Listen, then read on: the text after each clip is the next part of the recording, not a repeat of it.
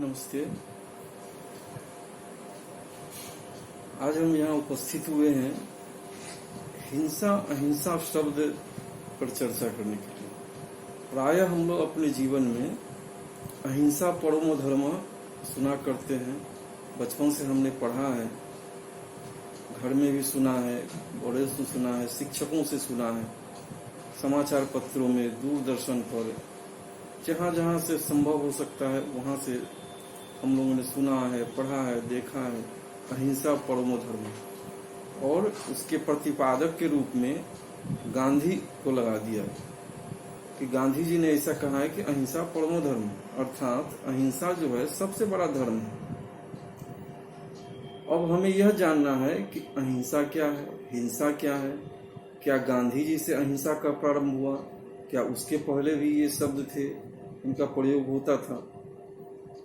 हिंसा को हम लोग जानते हैं, समझते हैं कि अगर किसी भी जीव का वध कर दिया जाए, उसके शरीर और प्राण को अलग कर दिया जाए, तो वह हिंसा है, समान अर्थ है। और अहिंसा यह है कि अगर यदि ऐसा न किया जाए, किसी का वध न किया जाए, तो वह अहिंसा है, सामान्य अर्थ में। किंतु प्रयोग में गांधी जी के समय से यह होने लगा कि हम किसी का वध तो नहीं करेंगे, धरने पर बैठ जाएंगे, अनशन पर बैठ जाएंगे, किसी की बात नहीं मानेंगे। हाँ, हो सकता है वो अंग्रेज ही हो या उनके दल के लोग हों या अपने देश के लोग हों, तो उसको अहिंसा की श्रेणी में न गांधी जी मानते थे, न उस समय के कांग्रेसी या न अपने देश के लोग। अपने देश के लोगों को तो यह घुट्टी पिला दिया गया कि अहिंसा का परम ज्ञान गांधी जी से ही प्रारंभ होता है। सत्य यह नहीं है। सत्य यह है कि यह हमारे धर्मशास्त्र में पूर्व से ही है, लेकिन वह आधा श्लोक है। पूर्ण श्लोक ये है, अहिंसा परमो धर्म, धर्म हिंसा तथैव च। अर्थात अहिंसा परम धर्म है, किंतु धर्म के लिए हिंसा करना चाहिए।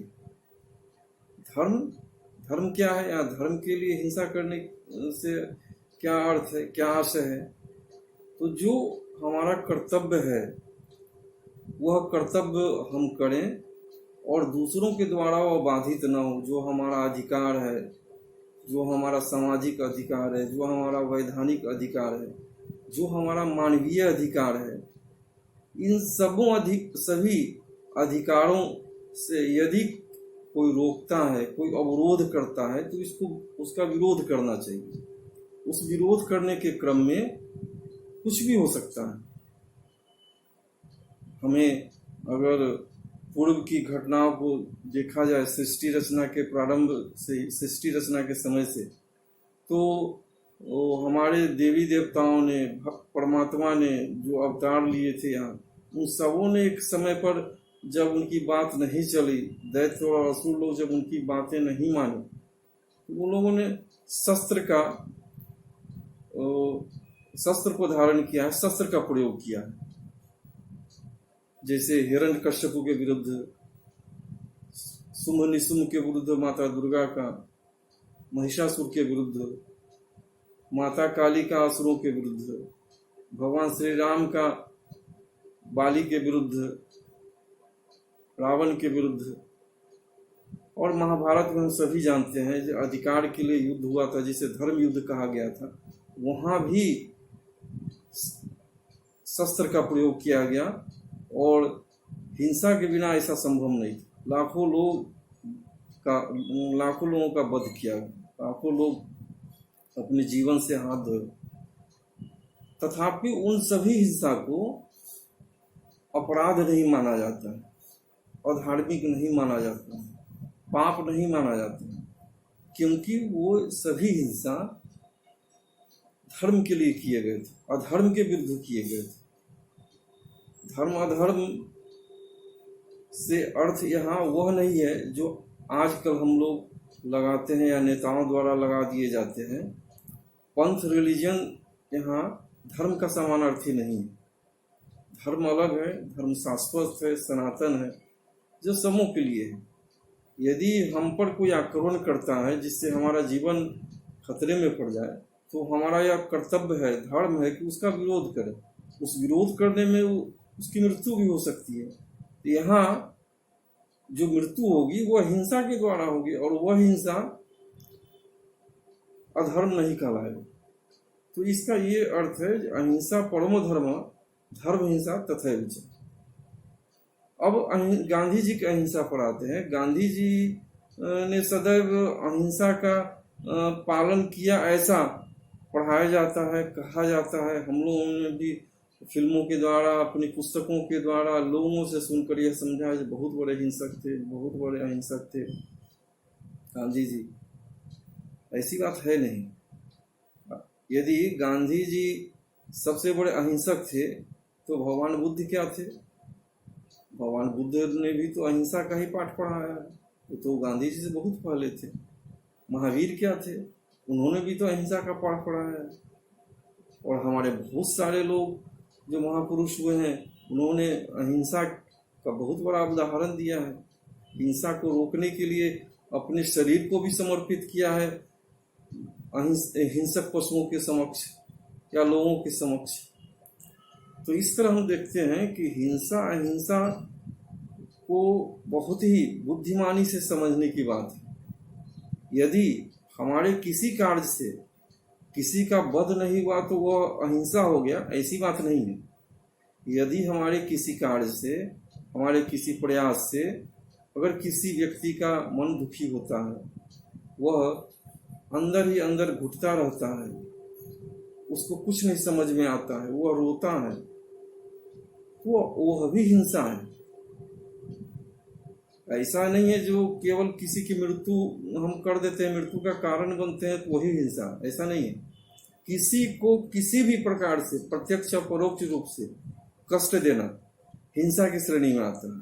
और इस तरह से हम आए दिन हिंसा के शिकार होते हैं, हम सभी लोग। सभी स्थान पर ऐसी बात नहीं हो सकती है। माता भी अपने बच्चों को प्रताड़ित करती है, मारती पीटती है, डांटती है, उससे बच्चे को दुख भी होता है, आंसू भी आते हैं, किंतु वहाँ हिंसा नहीं, वहाँ भाव अलग है। वहाँ ठेस पहुंचाना, कष्ट देना, उनको किसी भी प्रकार का दुख पहुंचाना, यह उद्देश्य नहीं माता का रहता है, या पिता का रहता है, या घर के बड़े लोगों का रहता है, या शिक्षकों का रहता है, या और भी ऐसे कई उदाहरण हो सकते। वहाँ रहता है जो उनको सही मार्ग पर लाना, उचित मार्ग पर लाना, जिससे कि उनका जीवन आगे अच्छे से चल सके, सन्मार्गी हो। तो हमारे क्रियाकलाप के पीछे हमारे उद्देश्य को भी देखना हो। कभी कभी यह लगता है कि हमने कुछ नहीं किया, किसी को कोई कष्ट नहीं पहुंचाया, किसी के मृत्यु के कारण नहीं बने तो हम अहिंसक हो गए, ऐसी बात नहीं है। हमारे कई ऐसे क्रियाकलाप होते हैं जो लगते हैं कि अहिंसक हैं, लेकिन वे 100% हिंसक होते हैं। और कई बार हमारे ऐसे क्रियाकलाप लगते हैं जो हिंसक हैं, पूरी तरह से हिंसक हैं, लेकिन वे अहिंसक होते हैं। डॉक्टर द्वारा चीर फाड़ करना, रोगी को उससे कष्ट होता है, वहाँ हिंसा नहीं कही जाती है, वह अहिंसा ही की श्रेणी में आएगी, क्योंकि उसको किसी कष्ट से मुक्ति दिलाना है, तो वो हिंसा नहीं है। इसी तरह माता पिता का है, शिक्षक का है, और लोगों का है। तो यह परिपाटी हमें भूलनी होगी कि सत्य अहिंसा, सत्य के लिए अहिंसा, यह गांधी जी की देन। सत्य के लिए तो अहिंसा होती ही नहीं, सत्य के लिए तो हिंसा होती है, जो महाभारत में हुआ, जो रामायण काल में हुआ, जो माता दुर्गा ने किया, जो माता काली ने किया। सभी लोगों ने सत्य के लिए हिंसा का सहारा लिया। अगर हिंसा का सहारा नहीं लिया जाता तो दैत्यों का, असुरों का वध नहीं होता, तो धरती पर शांति नहीं छाती, अशांति छा जाती, चारों तरफ हिंसा हिंसा दिखाई। इसलिए ऐसा कहना, जो गांधी जी ने सत्य अहिंसा का पालन किया, उपदेश दिया, प्रचारित किया, वही एक उपदेशक थे, वही एक प्रवर्तक थे, यह पूरी तरह मिथ्या है, गलत रूप में प्रस्तुत किया गया हिंसा अहिंसा। और उसके फलस्वरूप जो दंड हम भारतीयों को मिल रहा है, बीते साल मिला है, वो हम सभी जानते हैं। कोई बोलना नहीं चाहते, कोई बोलना ही नहीं चाहते हैं, क्योंकि हो सकता है कुछ लोग उनसे घृणा न करने लगे, उनसे नाराज न हो जाए। किंतु लोग शब्द का अर्थ खोजना नहीं चाहते, ढूंढना नहीं चाहते। सभी शब्दों के अर्थ आजकल तो गूगल आसान उपाय है, सुलभ उपाय है, उस पर देखना चाहिए, अपनी पुस्तकों में देखना चाहिए, अपने शब्दकोश में देखना चाहिए, शास्त्र में देखना चाहिए किस शब्द का क्या अर्थ है। सत्य का प्रवर्तक केवल गांधी जी ही थे, हरिश्चंद्र क्या थे? और ऐसे बहुत सारे हमारे संत महात्मा महापुरुष हुए जो सत्य के प्रवर्तक हुए। अहिंसा के प्रवर्तक केवल गांधी नहीं थे, बुद्ध महावीर थे, बहुत सारे लोग थे। और इनकी अहिंसा तो अर्ध सत्य थी, पूर्ण सत्य तो थी नहीं। वो लोगों को तो कष्ट पहुंचाते थे, आत्मिक कष्ट पहुंचाते थे, बहुत ही कष्ट पहुंचाते थे। किसी को मृत्यु न करना, किसी का वध न करना ही हिंसा न करना ऐसी बात नहीं है। यह पूरी तरह सत्य नहीं है। तो आप सबों से निवेदन है कि इन शब्दों का थोड़ा अर्थ जानने का प्रयास करें। जो विद्वान है, बुद्धिमान है, शास्त्र उनका अध्ययन करें, और जहाँ से भी सुलभ हो सके उन सूचनाओं से अपनी बुद्धि को स्पष्ट करना चाहे, जिससे कि आगे की पीढ़ी को वह बात बताई जा सके। भ्रम में कोई ना रहे, अंधकार में ना रहे। किसी के विरोध करने से हम उसके विरोधी हो गए, ऐसी भी बात नहीं। हमारे यहाँ तो शास्त्रार्थ की परिपाटी रही है। हम लोगों ने हर शास्त्र पर, हर व्यक्ति पर, हर वाद पर शास्त्रार्थ किया। यह भारत की देन है, हम सनातनियों के देन। वेद पर भी शास्त्रार्थ हुए हैं, कई बार हुए हैं। मंडन मिश्र और इनका शंकराचार्य का शास्त्रार्थ विश्वविख्यात है, किंतु वहाँ द्वेष नहीं हुआ।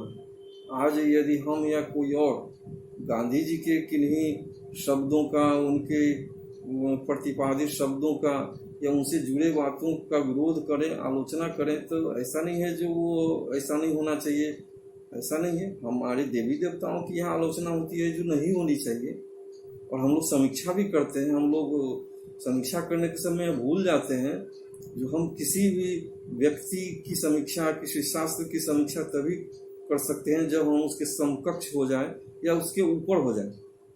प्रथम कक्षा का छात्र अगर स्नातकोत्तर कक्षा के छात्र की उत्तर पुस्तिका का जांच करना प्रारंभ कर दे तो ऐसा संभव नहीं है, और उसमें अपना अंक दे, अपना मत दे, तो यह भी संभव नहीं, असंभव है। उसी तरह से गांधी जी या कोई भी बहुत बड़े हो सकते हैं, बहुत बड़े थे, विश्वविख्यात थे, बहुत बड़ी देन भी, किंतु ऐसा नहीं है जो सर्वोपरि थे, राम और कृष्ण से भी ऊपर थे।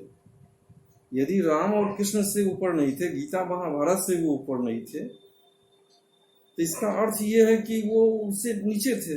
यदि उनसे नीचे थे तो आज हम देखते हैं, चारों तरफ सुनते हैं, मीडिया के द्वारा सुनते हैं कि ये हमारे शास्त्र की आलोचना होती है, इसमें ये है, उसमें ये है, मनुस्मृति की आलोचना होती है, रामायण की आलोचना होती है, वेद पुराण की आलोचना होती है, देवी देवताओं की आलोचना होती है, भद्दी टिप्पणियां होती है। इसका अधिकार किसने दिया? अगर स्वतंत्रता का अधिकार है, अपनी व्यक्ति का अधिकार है, हमें बोलने की स्वतंत्रता है, इसका ये अर्थ नहीं जो हम अपना सीमा का अतिक्रमण कर लें। एक सीमा होती है, अब कोई विरोध नहीं कर रहा हो तो इसका ये अर्थ नहीं है जो वह सही है उसका बोलना। उसी तरह से गांधी जी की बातों का भी ऐसा नहीं है जो उनसे कोई भूल नहीं हुई हो या उनकी बातों को गलत रूप में लोगों ने प्रस्तुत नहीं किया हो सकता है उनकी भावना उचित रही हो, सही रही हो, लेकिन बाद के लोगों ने जो उसका मुद्रण किया, उसकी समीक्षा हुई, उस पर चर्चाएं हुई, उसने गलत भाव व्यक्त किया हो, गलत रूप में प्रस्तुत किया हो, तो यह उस व्यक्ति का भी दोष हो सकता है। किंतु हम मानव बुद्धिमान हैं, बुद्धि है हमारे पास, तो हमें उनकी समीक्षा करनी चाहिए, उन बातों की, गांधी की या किसी अन्य की, किसी भी लोगों की। आंख मूंद कर उसका भरोसा कर लेना, उसका अर्थ निकालना, जो अर्थ दिया हुआ है उसी को स्वीकार कर लेना, ऐसी बात नहीं है।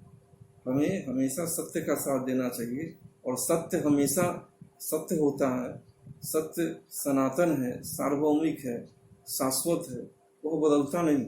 देश काल परिस्थिति व्यक्ति के अनुसार सत्य नहीं बदलता है। कुछ अपवादों को छोड़ दिया जाए तो प्रायः इसी ही बात है।